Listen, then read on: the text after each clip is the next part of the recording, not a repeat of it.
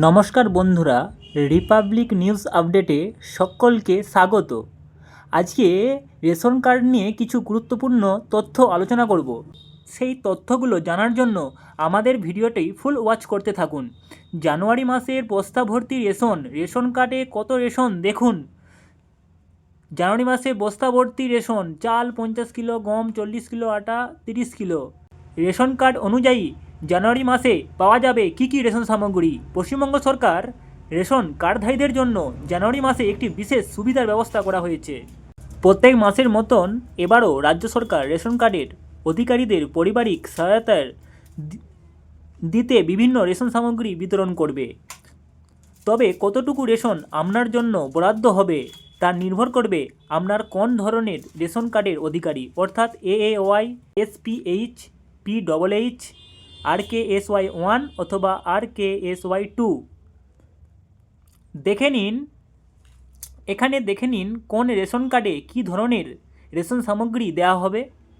AAY ration কার্ডে কী দেওয়া হবে না, অন্তোদয় অন্ন যোজনার অধিকারী ব্যক্তিরা হচ্ছেন সেই সব মানুষ যারা অর্থনৈতিকভাবে সুবিধা বঞ্চিত। এই রেশন কার্ডধারীরা জানুয়ারি মাসের নিম্নলিখিত রেশন পাবে: 21 কিলো চাল, 13 কিলো 300 গ্রাম আটা অথবা 14 কেজি গম।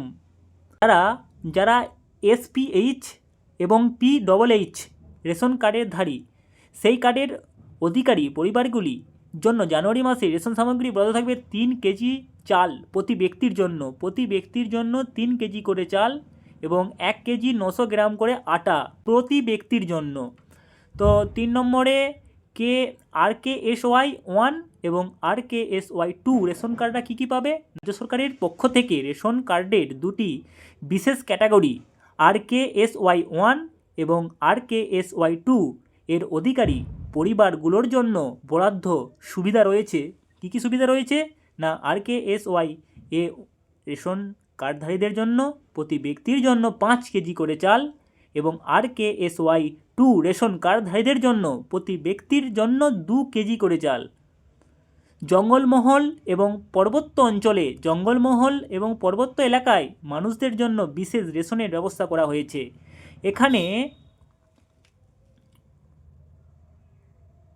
এখানে বসবাসরত জনগণের জন্য অতিরিক্ত রেশন বরাদ্দ রাখা হয়েছে। তাছাড়াও চা বাগানের শ্রমিকদের জন্যও এক ধরনের বিশেষ সুবিধা প্রদান করা হচ্ছে, কারণ এই অঞ্চলের লোকেরা প্রায়শই অর্থনৈতিক সমস্যার সম্মুখীন হন।